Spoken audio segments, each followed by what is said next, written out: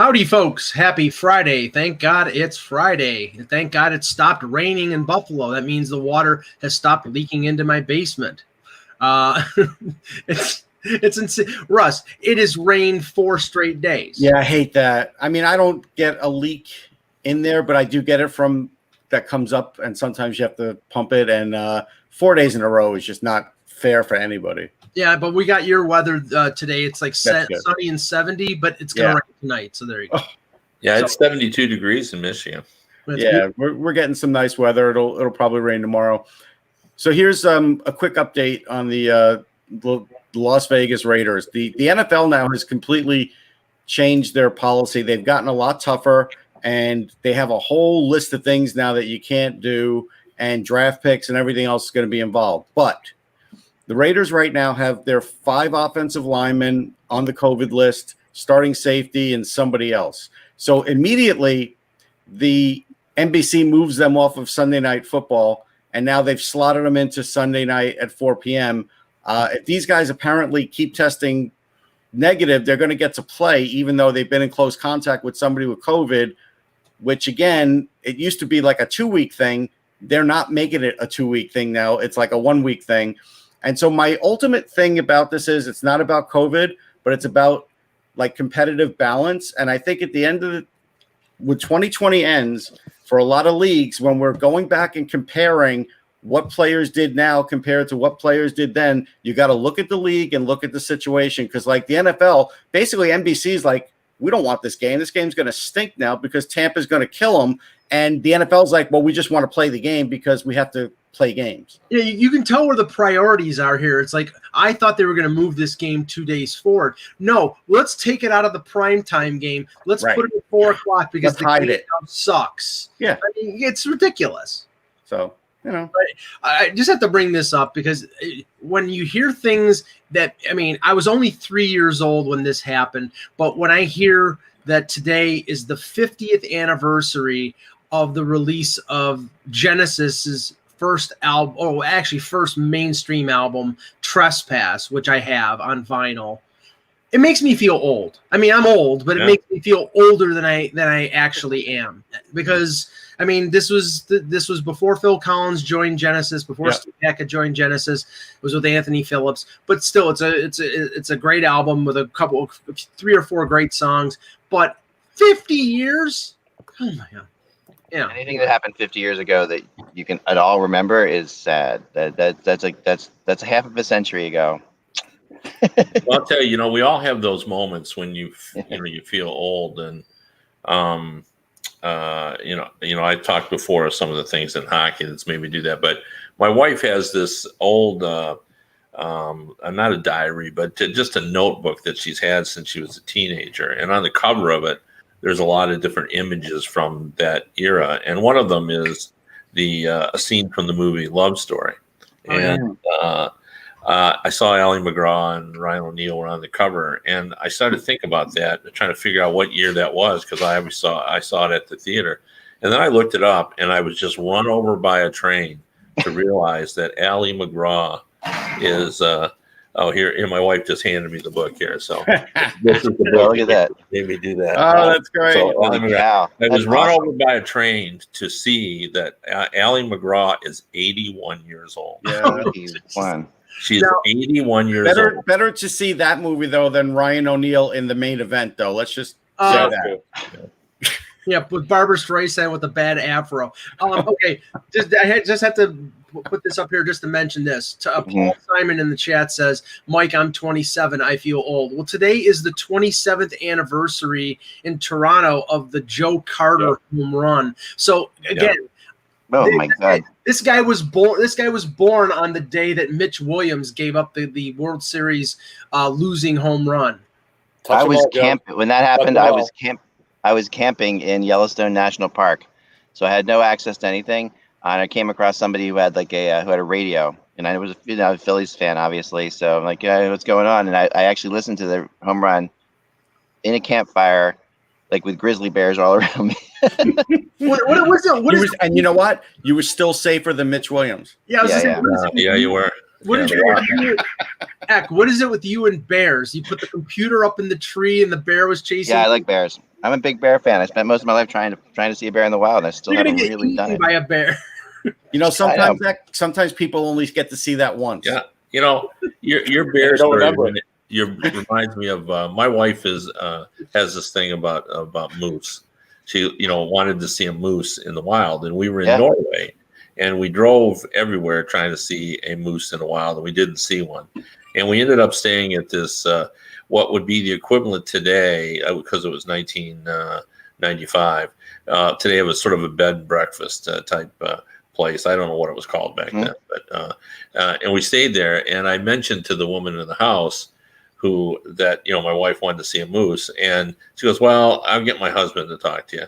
And so her husband came down, and he literally gave us directions that sounded like, you drive up this old dirt road, you go about 5 clicks, then you'll see this big oak tree stump.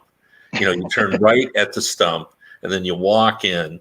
And then you got to really bear to the left, and you got to listen to the sound of the water. And if you hear the water, you're going in the right direction. And then you go up there, and you'll be a little clearing, just sort of move the things away, and you'll see all the moose drinking out of the water. And I'll be darned if we didn't follow those directions, went all the way up, looked at the clearing, opened up, and there were 5 or 6 moose just standing there getting a drink out of the stream. That's awesome. I love that. I love wildlife.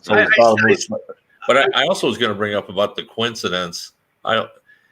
Just yesterday, been 2 days ago. 2 days ago, I had said to my wife that I wanted to take a vacation, but it's hard to come to any agreement about where to go in a pandemic. And I tried to figure out what to do, and I said, I just figured it out, because neither one of us had ever been to Yellowstone. And I said, let's pack up the car and drive to Yellowstone. Awesome. And we agreed to do that, and then lo and behold, you brought up about seeing a bear. Right. So what we have to do before you do that, I got to talk to me. I mean, I did Yellowstone every summer of my life as a kid. That was my dad. My big story is my dad, tried to get me through all 48 states by car before I graduated high school. So every summer we would head off into the 48 states, and obviously not Alaska or Hawaii by car, but and we did it. And every year that trip would loop through Yellowstone. So I would have. It was I know Yellowstone. I look forward to it. We'll chat about it. And also, once we start the show, I think will be a fun subject for us to discuss. Fantastic. I have only a couple little things. Let's do it. Okay, here we go. Today's date. I don't have the calendar in front of me, guys. 23rd. There we go. I'm outside again. Yes, it wasn't. I didn't lose my electricity because of my electric bill, kids. There was a big storm the other day. They were cutting trees down. So last time I watched them cut trees down right over the electric wires, and I said it might cut out, and it just did. But no, we're fine now. It was perfect timing. I'm outside now, so I can watch the puppy run in the yard. So if I look distracted, I'm making sure she's not digging her way to freedom somehow. Here we go. Hello, Hockey World. It is Friday, October 23rd, 2020. I'm Michael Agello, and I love the fact that the plural for moose is moose. I'm Jan Levine. Russ Cohen from Sportsology. I'm Kevin Allen, and I'm glad we're so close to the election. I'm weary. I got election fatigue. I am definitely. And I'm Eklund, and watching Hockey Buzzcast on HockeyBuzz.com. This is the podcast that comes every Monday through Friday at this time to fill you in on the comings and goings in the hockey world. And one little thing along that line, and I know this is not pre-show, but I want to know what people think about this because, okay, suddenly people are putting up their signs in their yards. Biden, Trump. I'm in Pennsylvania here, so it's very, and it does make you feel weird. These neighbors you hang out with all the time, and if they're not for your side, that's fine. And we're talking to my son's like, let's steal those signs. I'm like, no. The point of America is that you can freely go and do whatever you want. You can do this. You're allowed to do this. So no one can give you trouble. But I don't like the way it makes the neighborhood feel. Like, I don't know if anyone else has this experience at all, but I don't have any signs in my neighborhood, so I can't really say.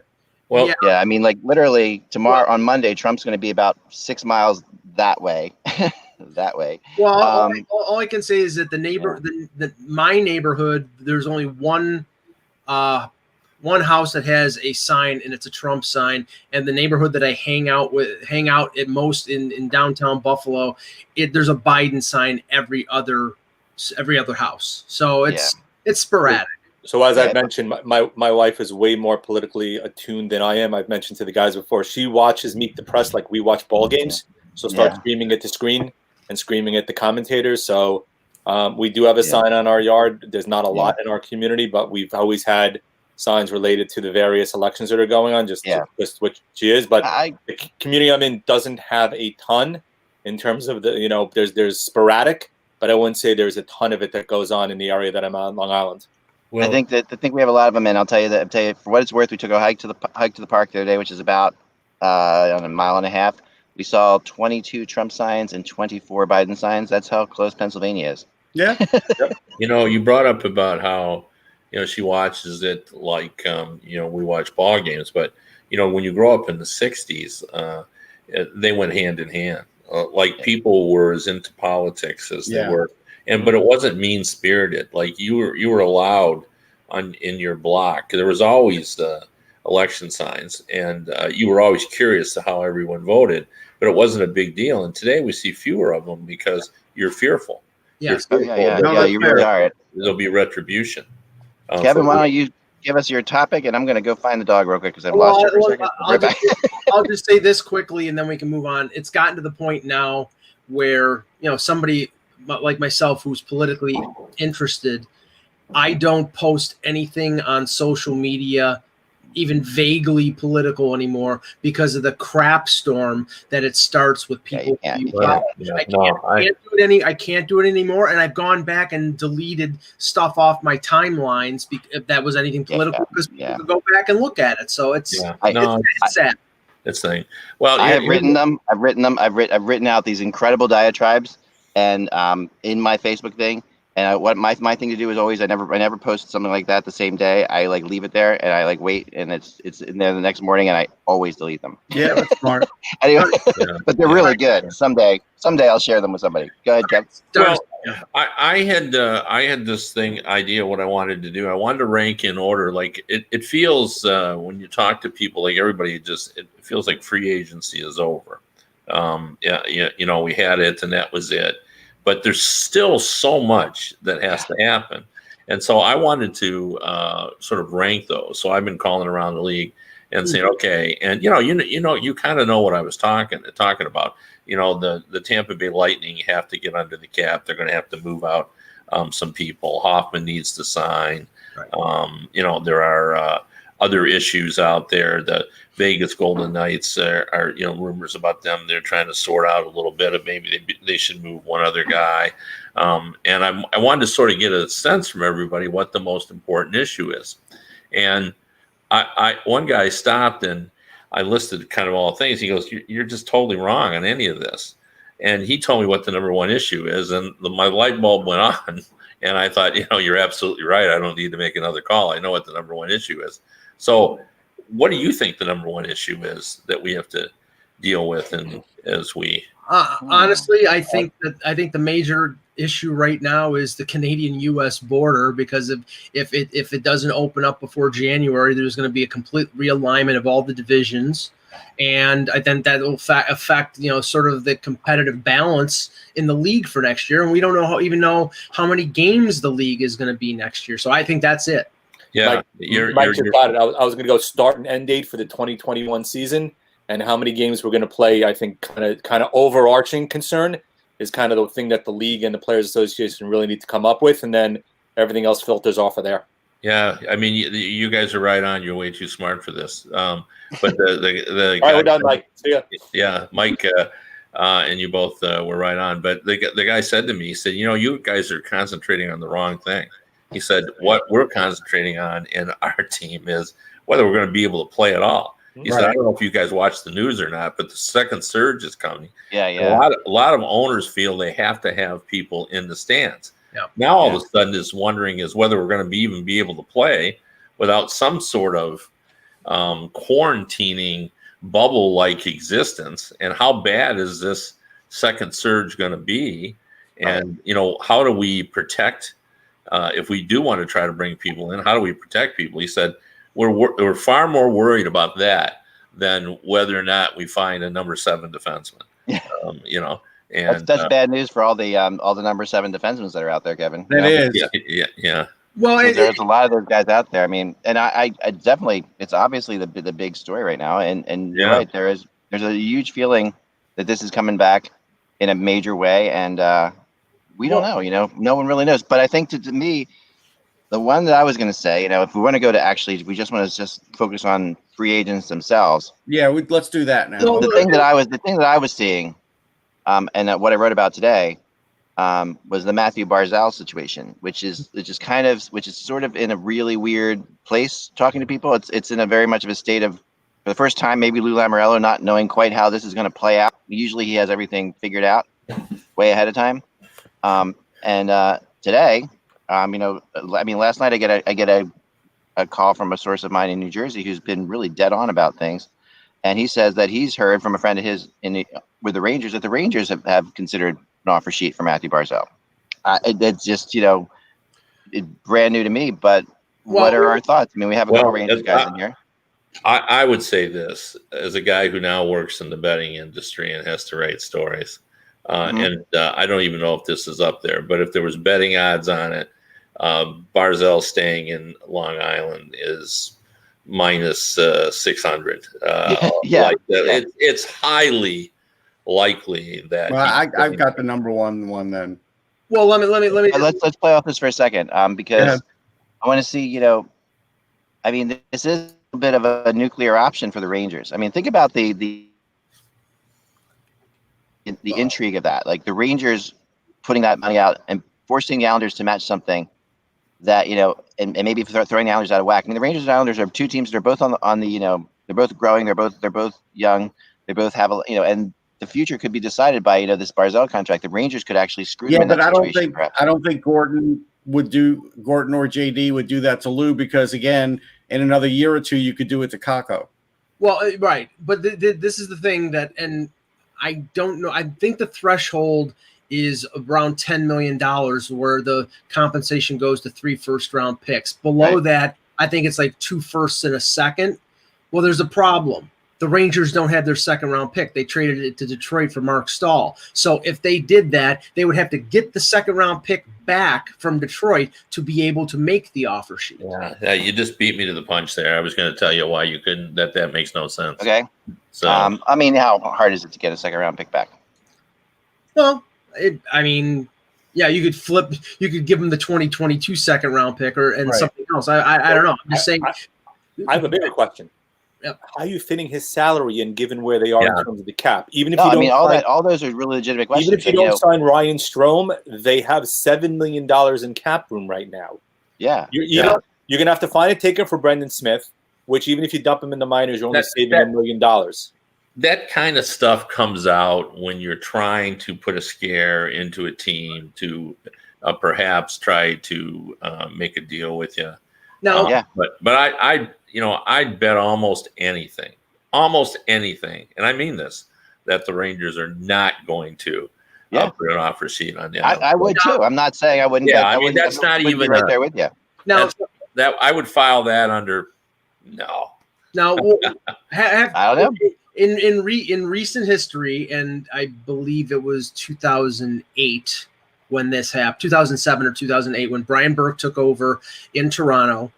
He reacquired the Leafs' second-round pick to just be able to threaten to Peter Chiarelli that he was going to offer sheet Phil Kessel. That forced Chiarelli to make a trade. Which the only thing that was bad in this instance is that he gave up basically more than he would have given up if he had signed the offer sheet.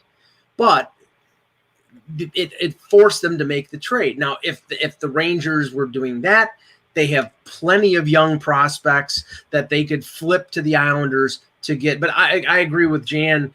I just don't see them. It screws up their entire cap situation with Panarin at $11 million and Barzal at not even Panarin. You have to worry about signing Zibanejad in 2 more years also, potentially, which is probably going to be somewhere in the $9 million range on an 81 or actually at that point in time, $82.5 million cap.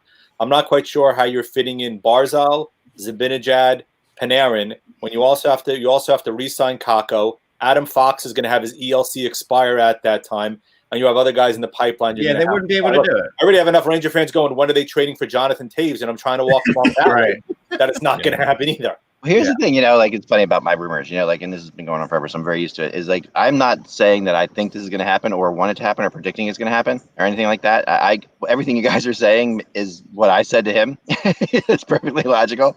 It's all the same things. But the reality is, what I find intriguing is not that they're going to do it, but that for some reason somebody wanted me to think that they were considering it. I don't know if that makes any sense to you guys, but you know what I mean? I think it doesn't to me, but okay. No, but it's interesting. No, because they know that I'll write it, right? They know that I'll say, hey, this is what's out there. So to me, is this a Rangers threat? Is this the Rangers is this Barzell's camp trying to force something? I mean, I don't think it's coming from the Rangers at all. I don't. There's a lot of different things that go through my head, like where this is coming from. I think it's from Barzell's camp. I don't think it's from the Rangers at all. And honestly, if you let's go down the wager road here. If you were going to bet on who was going to get offer sheeted, it's not going to be Barzell because they have $9 million in cap space right now. They could move things around. They could buy out somebody on the second buyout window and clear space. Like buy out Leo Komarov. No, I don't think they can because they don't have a second buyout. They're not ARB eligible, either guy. Both Pulak and Barzal are both not ARB eligible. Pulak is ARB eligible. I don't think so. I'll check. I checked cap friendly he is, but okay, but if you're going to bet on somebody being offer sheeted, it's Tampa. They have no cap room, and they've got three guys: Cernak, Sorel, and Sergachev. One of them, if somebody was going to offer sheet, it would be one of those guys. Yeah, right. Yeah, I totally agree. I mean, we've talked about this before, and I've said this before. I'm not an offer sheet guy. That I've had way too many people who I respect tell me that the reason they don't happen is they simply don't work, and it's a lot of work for nothing. But this year, I had a GM who always says that, who said if there was ever a year that it was going to happen, it was going to be this year. Mm-hmm. And when you look around, it makes some sense. And just what Mike said about Toronto also makes some sense. Although, wouldn't you bet that that Brisebois has a deal in his back pocket? He may not like it, but it's there.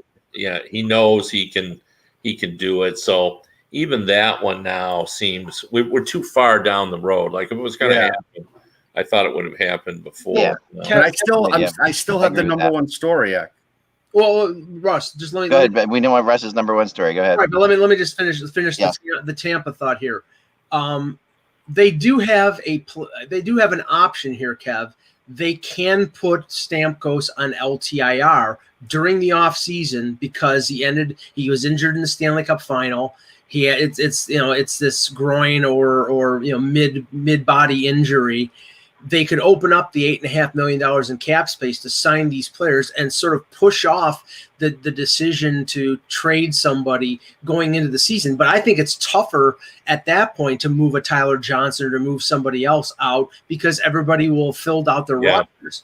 Well, remember, you can go 10% over during the summer, right? You don't have to be cap compliant until the season starts. Granted, you hamstring yourself because teams know you're going to have to make a move, and therefore they're going to force you into it. But you do still have that flexibility, and especially if Stamkos will end up on LTIR, you can use that savings to try to get those three guys somewhat under contract. But what's the number one, Russ? The number one is what is going to happen with Zdeno Chara because the Bruins spoke yesterday. Okay. And apparently it got started with NBC 10 out there talking to Cassidy, and Cassidy actually saying, there is a possibility he's not going to come back, and if not, we're going to have young guys step up. And then Sweeney came out and said that they've been speaking all along, but now it's up to Chara to initiate more talks. And then after all of that, now there's the rumor that there are teams reaching out and calling about Chara. And so I would have to say now there's more chance that he's not coming back than coming back because this is the first time they've been willing to talk about it in any terms. And the interesting thing is Sweeney's not even talking about term or salary or anything. So it just sounds like he's having conversations with them and haven't even tried to nail anything down. Kevin, it's not like Boston is up against the cap. I mean, I was thinking, well, are they forcing Chara to take a lead deal? Yeah, this is what I was, hinting at before when I said that the thing that I thought the first indication was Matt Cater saying to Pierre LeBrun, we're looking at all options. Right. And just the phrasing of that Yep. said, wait a minute here. And if you look at what Boston has done this offseason, and I've said continuously that I don't understand what their game plan is. First we hear all the rumors about Jake DeBrusk. Now, he's still there. They haven't traded him. But there are a lot of rumors they were going to trade him. He's a young man. Like, they've got a bunch of old people. Why would they even consider that? Yeah. So you want to keep the younger players you do actually have. Right. And then the Torrey Krug thing made no sense whatsoever. Right. This guy's a good player, and his money wasn't outrageous. No. Like anytime you can get a player of his magnitude, a defenseman for under $7 million, that's a fair for both parties. Right. And I'm pretty sure you could have gotten that. And then all this talk about, well, they wanted to get bigger, and I just didn't buy any of that. So it just seems to me they've made a decision that they're going to alter their lineup and change the way they look, and maybe that's anticipation of thinking that Tuukka Rask won't be with them next year, and maybe they won't be as competitive. I have no idea. And then on top of that, Kev, this week they signed Grzelcyk to a 4-year contract, and the Boston fans went cuckoo for Cocoa Puffs because they signed him for like 3.7, and Krug was 6.5, and there's a lot of doubt whether Grzelcyk's a good defenseman. I think he could be a top 4, but they said, well, you spent money there. Why didn't you spend money to keep Krug? Yeah, no, and that's a legitimate beef. I mean. Those are the issues that are always hard to explain to fans, and rightfully so. Why did you go out if you're Vegas get Peter Angelo, but then you had to trade Nate Schmidt? Right. And why couldn't St. Louis afford Peter Angelo when they could afford Torrey Krug? The extra $2 million, was that gonna?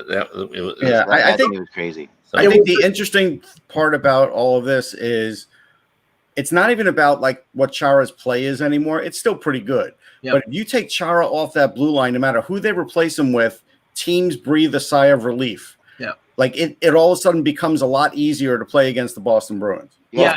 Also additionally, from a psychological perspective, right? If Chara retires, is viewed as a lot different whoever replaces him than if he goes somewhere else, right? So if you're replacing him and he's gone elsewhere, the level of pressure that now is on you as walking through that door is substantively different than if he just retires.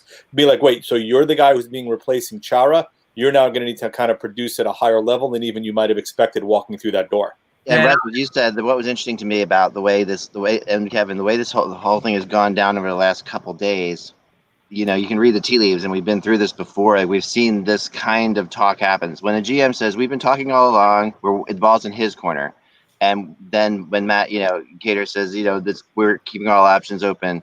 The second Sweeney said what he said to me, I thought to myself, well, this is going to happen relatively quickly. Like at that point, I think they expect something to happen. I think. Yeah, either Chara is going to just sign like over the weekend with the Boston Bruins, or he's gone. Like, and I feel like this. It feels like the language right before things accelerate. To me, because no one wants to, because Sweeney doesn't want to put it out there. He put it out there because he had to. He was forced into a situation where he had to say something. To me, that shows that this situation is accelerating. And I don't know if Chara is going someplace else. I can't see him go, because there was some talk about him going back to Ottawa, where he played well for a number of years. He still has a house up there, and his wife is from Ottawa. And I think he owns businesses in the Ottawa area, but they're a team on the rebuild. I mean, other than the fact that he would be a great influence to young players, I wouldn't think that he would go back there. I mean, Kev, if he goes somewhere, it's Colorado, it's it's Vegas on a league minimum deal or something like that. Kevin, Pittsburgh is a team I heard. What do you think of that, Pittsburgh? Yeah, well. I mean, that all of those are possibilities. See, the thing it is, he's at that stage of his career where money isn't a big deal. Right. It's where he wants to play. And pretty much, I would say that any team that wants Chara can figure out a way to get him on the team. Yeah. Like, they can do something to do that, because what he played for last year, 3? 3. Yeah. So, and you probably can get him in for 2 now. I mean, he's 150 years old. No, Yeah. but you know what? And here's the interesting thing about that, Kev. So everybody wants to say, yeah, he's missing this in his game and he's looking his age. Well, the last game he played 26 minutes. He played 4 games throughout the bubble over 20 minutes, which you should never do for a guy that age, and they still did it to him. Yeah. No, I know. And he's still playing well. He's still, I mean, whoever said it, I can't remember whether it was you or Mike, Russ, but it's so true. Like, they're a completely different team without him. Yeah, it was me. And would this be a coup? Chara to Tampa for $700,000? I don't think he's going to go to Tampa, but no. But I'm just saying, Mike, you won't like this, and it's not a good source, but there are people talking about the Leafs, and you do kind of wonder, would he stay? Well, hold on, you do kind of wonder, would he stay in the Atlantic, and would he do that if he feels like the Leafs are close? And you can't say no. No, I can't say no, but yeah, the source is extremely questionable. It is. That's all I'll say. That and Kevin, you brought up the Krug signing in St. Louis, and the difference was $2.3 million between re-signing Pietrangelo. The whole thing was Krug took absolute 0 signing bonus, nothing. Yeah. And that was the thing. The only signing bonus they have on their roster is the Ryan O'Reilly deal that they traded for from Buffalo. Everything else, every other player is 0. That's their thing. That's their mantra. No signing bonus. Well, we've talked about that before. That there's a lot of discussion, and the Penguins were the first team that I had seen who were making deals that they didn't want to lose their cap space value, but they wanted actual dollar out amounts to be lower, and the Mike Matheson trade accomplished that for them because he had already gotten a lot of his money, and the actual dollars out it doesn't equal his 4-point-something cap space. Right. Well, just going back to this because I think we sort of glossed over all the other ramifications that go along with the Canada-U.S. border thing because. Okay, if it doesn't change, the OHL, the WHL are probably not playing because they have teams in the U.S. and they can't cross the border. Although, Russ, I don't know if you heard the World Junior, they're getting exemptions for the players that they can come in and not have to quarantine for 14 days. Yeah, so we talked about that. We knew that would have to be the case, but does that make it safer? Well, no, they're saying that they have to have 1 or 2 negative tests. I know, but it's not the same as what an average person would be. I agree, but if they're making that exception for the World Junior, then they should make that exception for NHL. Yeah, but this is different. I don't think I know. The World Juniors is a finite amount of players. It's not that many players. Right. When you do it for the NHL, that's a lot of players. But Kevin, the other thing, and I'm sure general managers are wondering about this. The American Hockey League right now, they don't know whether it's going to start or not. And if you're carrying taxi squads like MLB did, those players can't count against the cap. It's going to, if they do, then nobody's going to be cap compliant because it's a situation where you're carrying a bunch of players making $700,000 a year. It's going to have to be the same rules as if they were sent down to the minors. And I looked at the KHL yesterday for some statistics. I saw one team had already played over 40 players. So they're playing these players. They're moving them in and out. And they have a salary cap this year, I believe. So I wonder how that's going to play. Yeah, I mean, I think that'll work out. I don't think that's going to be an issue. I'm sure the Players Association would gladly give them that if you're going to end up being a taxi squad. And the only problem is baseball is acknowledged it's going to stunt the growth of the development of players, and not to have them. I mean, you'd be better off to have them playing over in Europe than to have them just sitting out like black aces. But there is like a negative side. So today, 2 Kings players are coming back because Tyler Madden got a hand injury, he's in a splint. And Turcotte's now coming back, and they didn't say why. Now, is it because Madden got hurt and they said to Turcotte, come on back. We don't need 2 injuries on this team right now. Yeah, but they could get hurt in the AHL, too. I know, but I mean, it's just – but again, The problem is I don't think the teams are very comfortable when a player gets hurt over there with the medicals that they get and the report, because apparently the report is pretty sketchy on that. Well, how many players when and this is the DEL, by the way, I didn't say when players were looking for homes in 2012 when the lockout was going on, I remember Joffrey Lupul went to Ekaterinburg, and he was there for about 3 weeks and left. He said, it was a question of he wasn't being played a lot and he didn't like it over there. But, if you send these players over to Europe and they don't play, then it's just as bad as them sitting on taxi squad. Right. It's like it's a rude awakening for some of them when they go to Europe, for like who've never experienced how different it is. I mean, they're treated very well over here. Let's just say that. But if pregame meals. If teams have an interest in the guys that they're sending to Europe are the ones that a lot of them are, hey, we don't expect them to make our team this year, so let's keep them playing so they can develop. Right. But guys that are going to make the team, if all of a sudden they feel like they're getting dinged up, they are going to pull them all back.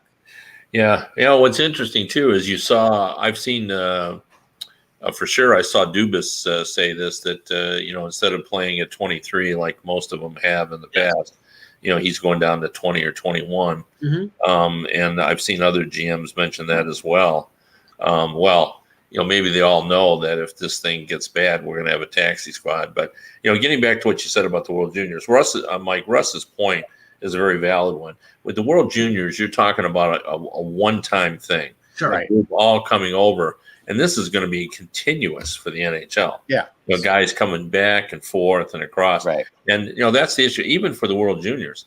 They may say that now, but we just don't have any idea how bad the surge is going to be. Right.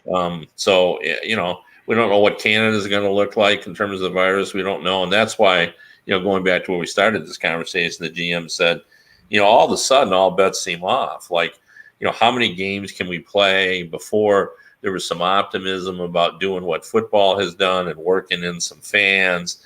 Some owners feel like we got to have some fans because the revenue is just not strong enough.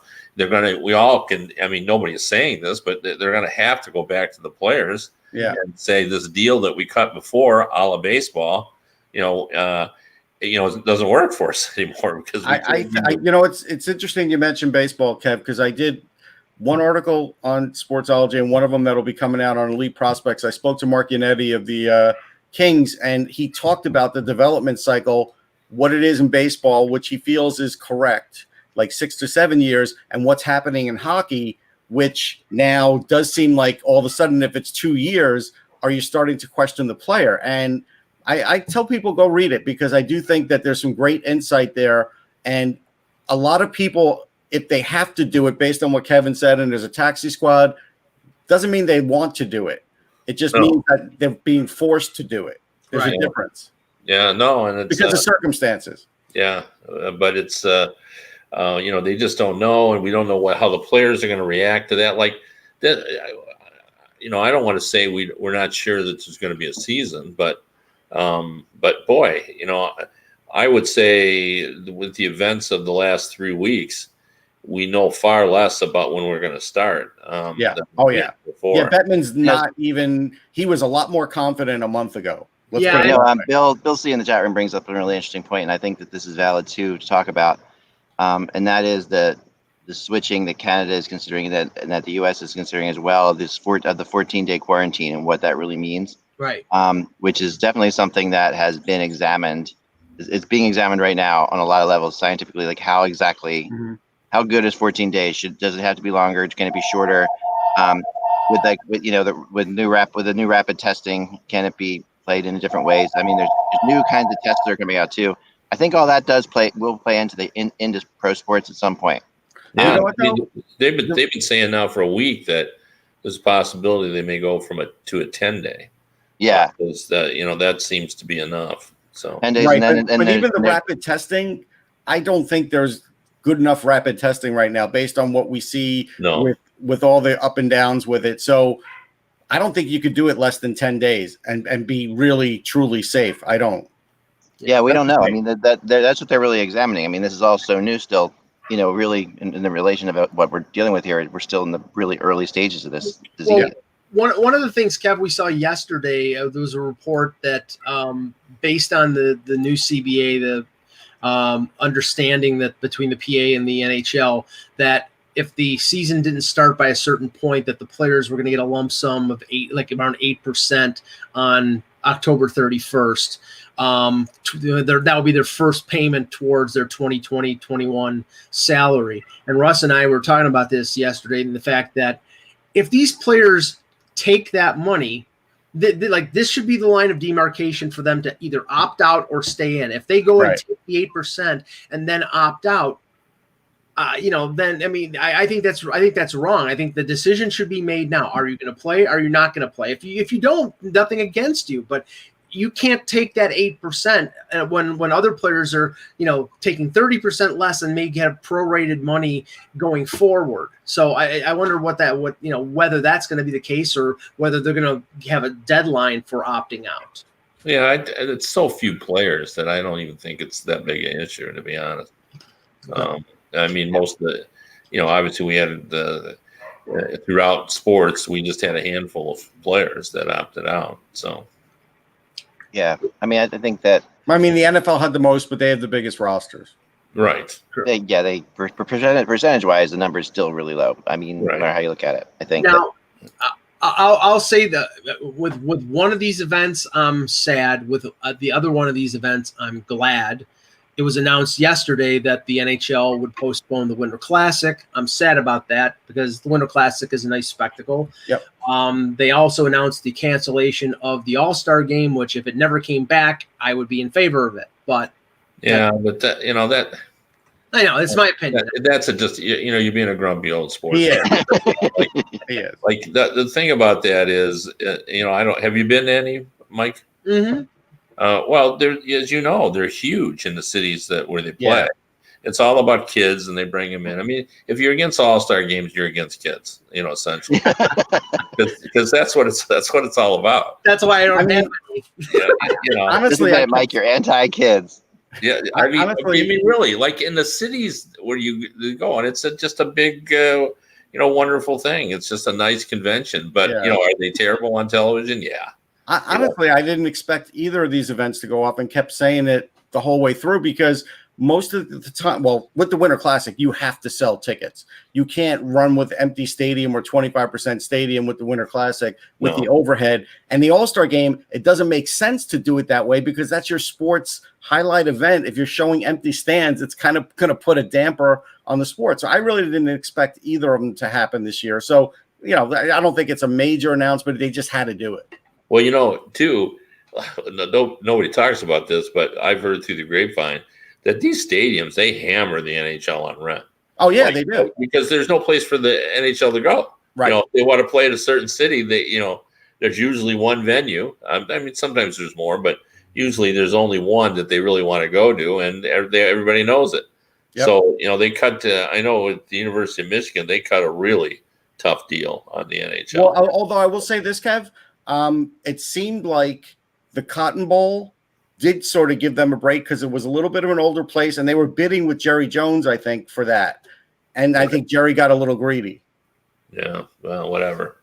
At the AT&T place that the Cowboys lose at every week. The Jerry Dome. Yeah. My concern is that the Macy's Thanksgiving Day Parade is going to be virtual. I don't know if you saw that or not, but that's disturbing to me. Yeah, yeah, it could happen. And here's the difference, Zach. Would you know the difference? Well, no, actually, you're going to be able to watch it on TV. They're still going to have it. No, I know that, but I'm saying, would you know the difference? Like, I went once for the staging event the night before, and it's fantastic, right? But honestly, they could do it so that it won't affect your life that much. It won't affect anything. Yeah. Well, they're still going to have it, but it's virtual. What do you mean? Like they're not going to allow? No, they're going to it's going to be cut. The parade route's going to be shortened considerably. Right. They're going to have all the same balloons. They're going to have bands. They're going to have all that stuff. They're going to have Santa. But no people. But no people in the streets will be allowed. You won't be able to watch from windows. That's what I thought you were getting at. I just wasn't sure. I just talked to someone recently who was in New York City, and just as I don't know whether President Trump said this or something about it. It was a ghost town, but he had used that as the exact. Trump said that about New York. Yeah, that's what he said when he was there. He goes, "Boy, I was shocked. It was It's really not a ghost town, though. It's really not. People, well, he said let's put it this way. He said he walked on down Times Square, and it was middle of the day, and there was nobody there. So it's not like it was, but there's plenty of places that are still vibrant. I think that's the point, Russ. I mean, he's been there when it's vibrant and everybody.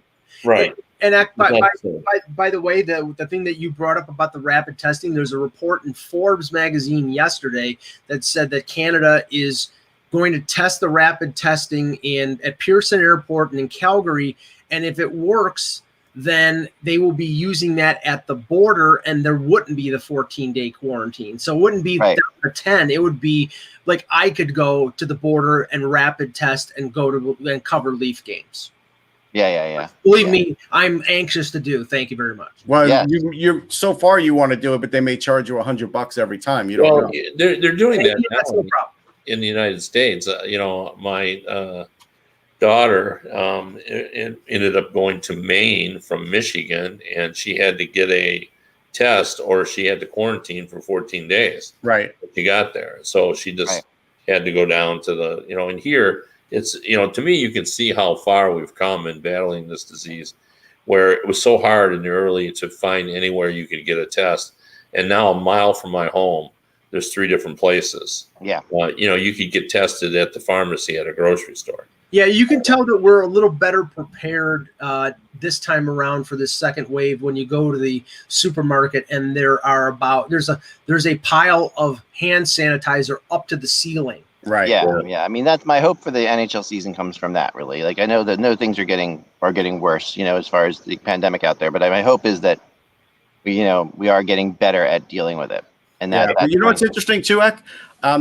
With the virtual parade for Macy's, clearly the NHL would probably not have their float because they always push the Thanksgiving game. There won't be a Thanksgiving game. Right. The NHL has a huge float usually, and everything like that. And they won't have it. They can move all the COVID games to Thanksgiving, Russ. But the idea is how do you announce them on TV and say, well, the NHL may be playing in January. Stay tuned. Yeah.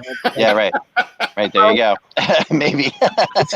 We'll see. We'll see what happens. Kev, I wonder. I'm writing about this today, and obviously, I mean, little minutia in terms of the expansion draft is probably the last thing that people in the NHL are thinking about right now. They're thinking about the regular season and thinking about when things are going to start. But I'm looking at one aspect of the expansion draft, which for teams in terms of protecting players and exposing players, they have to think about.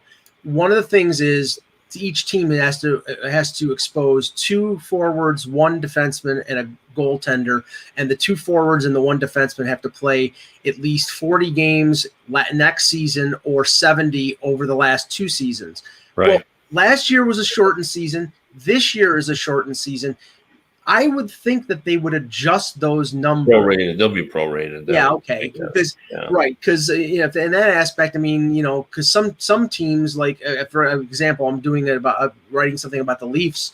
They have a couple players who are about 6 games away, but they may not play in the NHL next year. And if that's the case, then they would have a problem in terms of having enough games played for the players to expose. All right, hold on. I've got a big subject here. So a couple of hours ago, the Ottawa Senators tweeted out, he has decided this is the number, this is the spelling.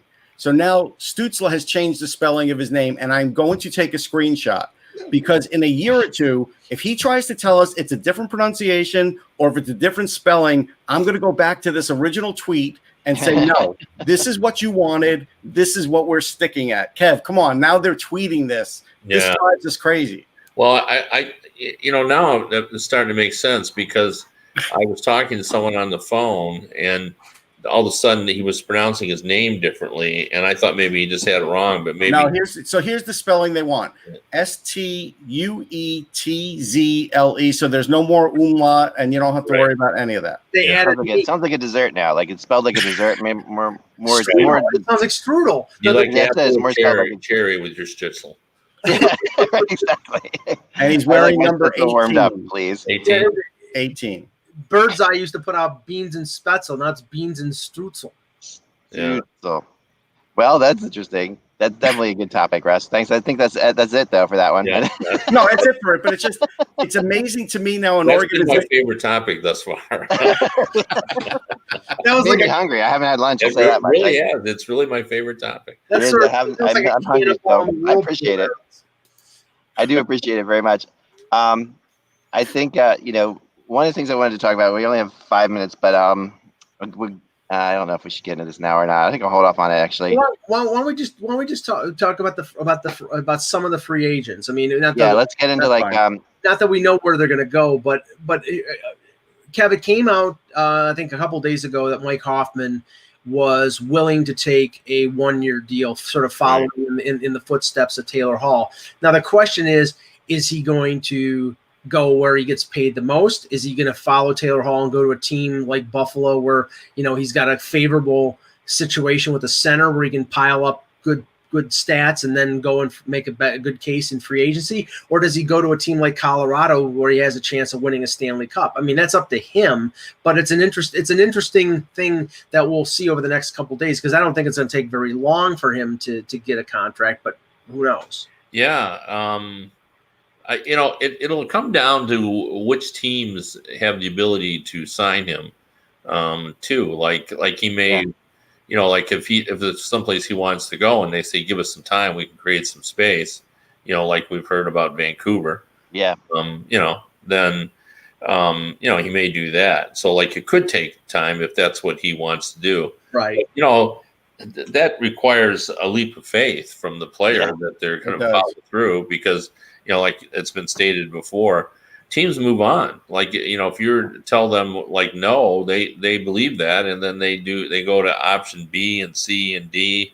Right. And, they move on. So, but isn't it just still remarkable how, that we were willing to pay goalies to a certain extent, less than they would have gotten. But we're really willing to pay defensemen. We don't want to pay any forwards. Not this time. Like, it's kind of like running backs in the NFL. They did that for a while, and then they realized, oh, you know what? They're still important, though. And I think that's what we're going to find out. I kind of wonder, has Florida even really moved on from Mike Hoffman? I really wonder that. From what I was told about that is that and this is something I think, Kevin, I think this goes along with where we started the show, is that there are people who basically say that we don't know what we can pay Mike Hoffman. No, that's right. And that's what it comes down to. So, like, you're sitting back and saying, okay, we would like to bring Mike Hoffman back maybe in Florida, but we honestly don't know what we're going to be able to do here because we don't have any idea. So until this is more set up, I think that, we may have hit a wall. Like, and it's obvious we have hit a wall because there's a lot of players out there that haven't signed that normally would have signed by now, for sure. Right.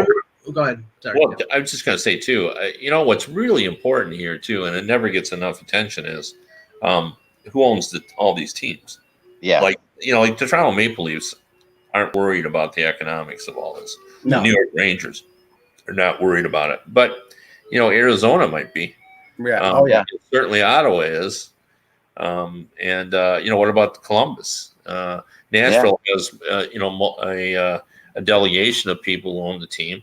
There has to be a concern. The losses here, could be really significant over these, 2 years. So, well, we know there were a bunch of veteran players that after that year lockout, when it came back, they couldn't get a job. It was basically, teams had moved on. I'm looking at the list of available free agents, and not to say that any of these players were game changers, but I think they're like an Alex Galchenyuk, a Michael Grabner, Athanasiou, Duclair. Yeah. Okay, these guys are all out there. Are we talking about them all getting league minimum deals because 90% of the cap is gone? I mean, are we getting to the point where some of these guys are going to be training camp invites? Yeah. I think we're going to see lots of training camp invites. I got a really interesting thing here that we can end with. And this is a thought that had just occurred to me. It's bizarre. It feels weird. It feels wrong to even say it.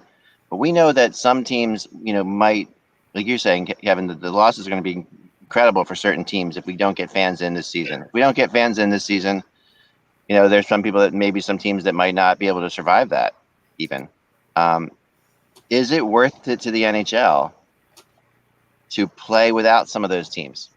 And I'm just, and it seems bizarre, but like there are teams that can afford to play this year, and to have a league this year with the teams that can afford it, and just instead of those teams having to, those teams basically. I don't think I would guess there's no mechanism in the CBA that would allow teams not to pay players if the league is operating. I don't know that, but I can't imagine they would allow. Yeah, a furlough of 7 teams. Yeah. I know. I'm just saying, but versus not having a league at all, when there are some teams that can afford it, you're going to still have to pay those players. Right. Yeah. I don't think they're going to do that. Yeah. I don't think they are either. But it's just interesting to me to think that I will say, Eck, we could report. Shang Peng actually said the Sharks are talking to Connor Sheary. So okay. That's another one of those players who, made $3 million last year and probably is going to make, maybe $1 million or $900,000. I think he'll make a little more than that. Okay. I do. I think he could get like $1.5 million. Yeah. Yeah. I wouldn't even want to guess. Hard to say. Well, that's all the time we have for today, guys. But Kevin, thank you so much for joining us. As always, we will be back on Monday, kids. Have a great weekend. Remember, without the buzz, it is just hockey. We will talk to you.